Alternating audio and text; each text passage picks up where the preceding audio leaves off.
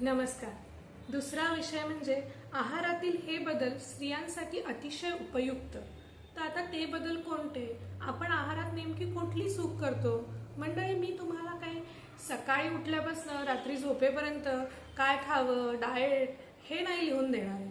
छोट्या छोट्या गोष्टी, छोटे छोटे बदल तुम्हाला सांगणार आहे, जेणेकरून तुमच्या रोजच्या आयुष्यात जर ते तुम्ही बदल घडवले तर तुम्हाला नक्की त्याचा फायदा होऊ शकतो. असं म्हणतात, अन्न हे पूर्ण ब्रह्म.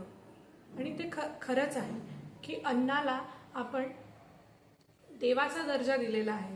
त्या देवाचा दर्जा दिलेल्या अन्नाला आपण व्यवस्थित पद्धतीने खाणे, योग्य वेळेवर खाणे खूप महत्त्वाचे आहे. नाहीतर काय होईल तुम्हाला माहीतच आहे. नाहीतर आपल्याला अनेक आजार होतील.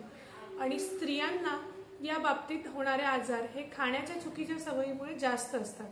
आपण सकाळी उठल्यापासून रात्री झोपेपर्यंत घरासाठी म्हणा किंवा आपल्या प्रोफेशनसाठी म्हणा किंवा मग आपल्या व्यवसाय असेल त्याच्यासाठी म्हणा राबतो. पण स्वतःकडे लक्ष देणं थोडंसं टाळतो. त्यांनी काय होतं, आपण जेवणाच्या वेळा पाळतच नाही. सगळ्यात महत्त्वाचं, माझ्याकडे येणाऱ्या रुग्ण मुख्यत्वे मिडल एजच्या ज्या असतात, 35 ते 45 वयातल्या जे रुग्ण आहेत, त्या रुग्णांमध्ये हे सतत आढळतं. त्यामध्ये काय होतं की ते जेवणाच्या वेळा पाळतच नाही. सकाळी असो, दुपारी असो, रात्री असो, त्यांना जेव्हा वेळ मिळाला तेव्हा ते जेवण करतात आणि तेव्हा त्यांचा अग्नी तो शांत झालेला असतो. आपल्याला अग्नीला आपण देवता म्हणून मानतो. पोटात असं म्हणतात की पोटात अग्नी निर्माण होतो भूक लागल्यावर. तो शमवण्यासाठी आपण अन्न ग्रहण करतो. तर तो योग्य वेळेत शमवणे हे खूप गरजेचे असते. तर या स्त्रियांना जनरली ही सवयच असते. तर सगळ्यात मोठा बदल म्हणजे जेवणाच्या वेळा पाळणे. आता याच्यात सगळ्यात मोठी चूक कुठे होते? सकाळी उठल्यानंतर आपण घरातले सगळ्यांचे डब्बे बनवणे, नाश्ते बनवणे, सगळ्यांची तयारी करणे, हे करण्यामध्ये इतकं गर्क असतो की 9 वाजून जातात, 10 वाजून जातात, तरी आपण अन्नाचा एक कण सुद्धा पोटात घेतलेला नसतो. हे सगळ्यात चुकीचं आहे. तुम्ही इतरांसाठी म्हणजे घरातल्या इतरांसाठी करताना सुद्धा स्वतःसाठी थोडासा वेळ देऊ शकता. मग काय करू शकता? काम करता करता एखादं फळ खाऊ शकता, सुकामेवा खाऊ शकता, पाणी पिऊ शकता. वारंवार चहा घेण्यापेक्षा हे करून मग तुम्ही चहा घेऊ शकता. त्याने तुमची भूक पण शमेल, तुमच्या शारीरिक दृष्ट्या सुद्धा योग्य आहे. म्हणजे पहिलं सगळ्यात महत्त्वाचा बदल कोणता आहे? वेळेवर जेवण करणे. मग सकाळचा नाश्ता, दुपारचं जेवण, 4 वाजता हलकं आणि रात्रीचं जेवण, हे सगळं वेळेत व्हायला हवं. आणि ते वेळेत केलं तर अनेक आजार, आपले स्त्रियांचे आजार नक्कीच कमी होऊ शकतात. दुसरं, स्त्रियांना एक दुसरी खूप मोठी चूक करायची सवय असते, ते म्हणजे शिळं खाणे. काही उरलं रात्रीचं, नको बाई टाकून द्यायला, नको काही करायला, आणि मग ते कोण खाणार? फक्त घरातली स्त्री खाणार. शिळं खाल्ल्याने अनेक आजार होतात. तुम्हाला मला सांगायची गरज नाही. पित्त होणे, वजन वाढणे, हार्मोनल चेंजेस सुद्धा होऊ शकतात जर तुम्ही वारंवार रात्री उरलेलं सकाळी खात राहिलं तर शिळं अन्न खाणं टाळावं. त्याच्यासाठी वेळेचं नियोजनमध्ये मी पुन्हा सांगितलंय की आराखडा आखलेला असेल तर आपण अति बनवणारच नाही ना. अति बनवलं नाही तर आपण दुसऱ्या दिवशी खाणार नाही. तर त्याच्यामुळे शिळं खाणं टाळावं, हा दुसरा मुद्दा. तिसरा मुद्दा, आजकालच्या नवीन जनरेशनला मी नक्की सांगेन, हे व्हिडिओ सगळ्यांनी बघावे. म्हणजे मिडल एज ग्रुपच्या वुमननी बघावे असं नाही, तर यंग जनरेशनला नक्की सांगेल की आपण बाहेर राहतोय, हॉस्टेलला राहतोय किंवा घराबाहेर शिक्षणासाठी राहतो, तर आपलं जंक फूड वाढतं. तर ते सगळ्यात पहिले स्त्रियांनी अवॉइड करावं. जंक फूडनी खूप जास्त प्रमाणात हार्मोनल चेंजेस होतात. वजन वाढण्याचं प्रमाण यंग मुलींमध्ये, तारुण्यातल्या मुलींमध्ये खूप वाढलं आहे. मग पिंपल्स येणे, PCOD, केस गळणे, हे सगळे त्रास आजकाल जे अगदी मिडल जनरेशनला सुरू व्हायचे ते आता यंग जनरेशनला दिसायला लागले. त्याचं कारण आहे जंक फूड खाणं. अनेक चायनीज सॉस, ह्या सगळ्या गोष्टींनी ॲबॉर्शन होतात, हार्मोनल चेंजेस होतात, ते आपल्याला माहीतच नसतं आणि आपण वारंवार ते खात जातो. आता एक उदाहरण देते. माझ्याकडे एक यंग मुलगी आहे, यंग म्हटल्यापेक्षा 25-30ली मुलगी आहे. तर हे जंक फूडचे किती प्रमाण होऊ शकतं, तर जंक फूडचे किती साईड इफेक्ट किंवा किती दुष्परिणाम होऊ शकते हे मी तुम्हाला सांगते. तिने जर चायनीज किंवा न्यूडल्स वगैरे खाल्लं तर तिची पाळी 1-2 महिने लांबते आणि ती हे औषधासारखं खाते. हे तिने मला आल्यावर सांगितलं. तेव्हा मी तिचं ते सगळं बंद केलं, औषध दिलं, ती गोष्ट वेगळी. म्हणजे पहा की त्या एका जंक फूडमध्ये किंवा एका न्यूडल्समध्ये किंवा एका सॉसमध्ये त्या वेगळ्या प्रकारच्या केवढी ताकद आहे, की तुमची जी एवढी मोठी वर्षानुवर्ष चाललेली जी हार्मोनल सायकल आहे ती तुम्हाला थांबवून ती उशिरा येण्याची ताकद त्याच्यात आहे. म्हणजे त्यात किती केमिकल असतील. जंक फूड खाण्याचं प्रमाण कमी करावं. मी मान्य करते एखाद्या वेळेस इच्छा होणार, शेवटी आपण माणूस आहे, आपल्याला जीभ आहे, जिभेचे चोचले आहे, मी मान्य करते. पण त्याच्यासाठी महिन्यातनं एकदा ठीक आहे, दर आठवड्यातनं 3-4 वेळा त्याने होणारे दुष्परिणाम नक्कीच शरीरावर खूप हानिकारक असतात. तर हे 3 मुद्दे मला महत्त्वाचे सांगायचे आहे. सगळ्यात पहिले जेवणाच्या वेळा पाळणे, शिळे अन्न खाऊ नये आणि जंक फूड स्त्रियांनी टाळावे. आता तुम्ही म्हणाल की तुम्ही सगळं काय नका खाऊ हेच सांगता. काय खावं सगळ्यात महत्त्वाचं म्हणजे मी पहिले सांगेल की पाणी पिणं पण ना खाण्याचाच एक प्रकार आहे. आपण कामामध्ये इतकं गर्क असतो, स्वयंपाक करून घेतो, तयार होतो, ऑफिसला जातो, या सगळ्या याच्यात पाणी पिण्याचं विसरून जातो.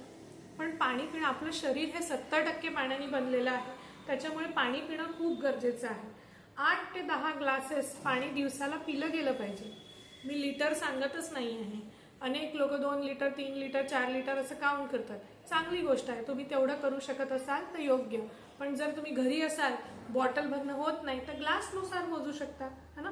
8 ते 10 ग्लास दिवसाला पिले गेले पाहिजे.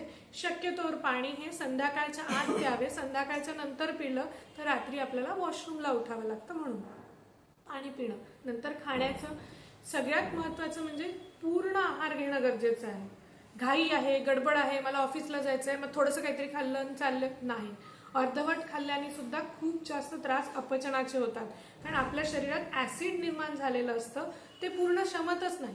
मग ऍसिडिटी होणे, पित्त होणे, जळजळ, मळमळ, सगळे अपचनाचे त्रास होतात. म्हणून पूर्ण आहार घेणे गरजेचे आहे. तिसरं महत्त्वाचं म्हणजे की खाण्यामध्ये तुम्ही जेव्हा ताट वाढून घेता तेव्हा सगळ्या रंगाचे पदार्थ असायला पाहिजे. मी एकदा लेख लिहिला होता होळीच्या वेळेस, रंगाचे आहारातील महत्त्व.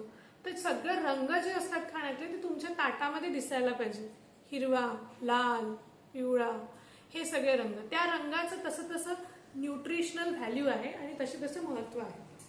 आणि आपण जेवताना जनरली महाराष्ट्रीयन जे ताट आहे त्याच्यामध्ये जे असतं, जसं की चटणी, कोशिंबीर, मीठ, निंबू, त्याच्यानंतर भाजी, डाळ, ताक, भात, वरण, सुकी भाजी, शक्य असेल तर पातळ भाजी, दोन्ही, पोळी, हे सगळं असायला पाहिजे. मी नुसती भाजी पोळी खाल्ली, एक पोळी खाल्ली, अर्धी पोळी खाल्ली, यातनं न्यूट्रिशन काय मिळालं? काहीच नाही. तर त्याच्यामुळे आहारात आपल्या सगळं असायला पाहिजे. मग ऑफिसला जाणाऱ्या लोकांनी काय करावं? नाही भात नेऊ शकत, तुम्ही सलाड नेऊ शकता, कोशिंबिरी नेऊ शकता, चटणी नेऊ शकता, हे सगळं घेऊन जाणं गरजेचं आहे. दही, ताक तुम्ही तुमच्या ऑफिसच्या कॅन्टीनमध्ये सगळीकडे असतं, तिथनं घेऊ शकता. हे सगळं तुमच्या आहारात असणं गरजेचं आहे. आठवड्यातनं 2 ते 3 वेळा तुमच्या आहारामध्ये कडधान्य असणं गरजेचं आहे. स्त्रियांसाठी प्रोटीन हे सगळ्यात गरजेचं आहे. प्रोटीन अगदी केसांपासनं, स्किनपासनं, हार्मोनचं बॅलन्स ठेवायला सुद्धा मदत करतं.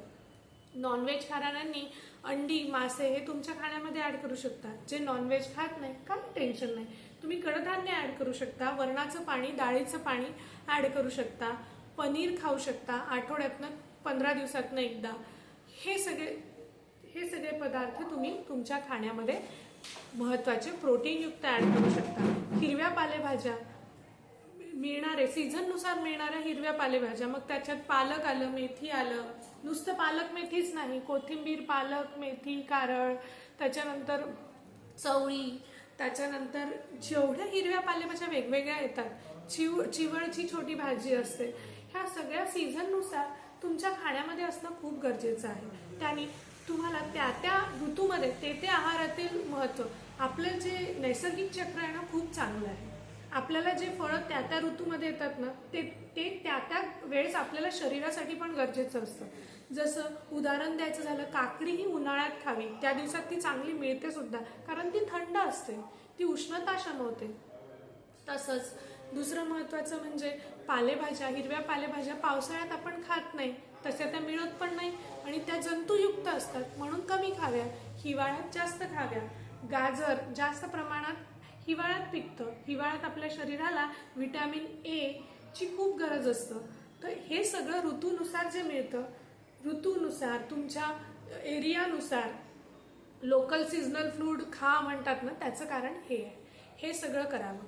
त्याच्यानंतर जर खाताना मी शक्यतो कुठलाही मोबाईल किंवा टी व्ही गॅजेट वापरू नये. ऑफिसमध्ये आहे, ऑफिसमध्ये काम करता करता जेवावं लागतं, ठीक आहे, पण घरातला एक वेळ तरी सगळ्यांनी, घरच्या स्त्रीनी अशी सवय सगळ्यांना लावावी जेणेकरून तिचंही आरोग्य चांगलं राहील आणि तिच्यासोबत तिच्या कुटुंबाचं आरोग्य चांगलं राहील. त्याच्यासाठी विदाऊट गॅजेट सगळ्यांनी बसून, शक्य असेल तर मांडी घालून, नाही तर सगळ्यांकडे आजकाल डायनिंग टेबल असतात, पण कमीत कमी एकत्र जेवल्याने दिवसाच्या विचारांची देवाणघेवाण होते, खाल्लेलं अन्न पचतं, एकमेकांशी बॉन्डिंग वाढतं आणि स्त्रीला एकटेपणा जाणवत नाही. जी स्त्री बाहेर जात नाही, जी स्त्री घरून व्यवसाय करते, घरातनंच काम करते किंवा घरातलं काम सुद्धा खूप मोठं आहे, ती स्त्री घर सांभाळते, होम मेकर जिला म्हणतात, ती घरीच असते दिवसभर, मग तिला वेळ देण्यासाठी सगळ्यांनी एकत्र संध्याकाळी जेवावे.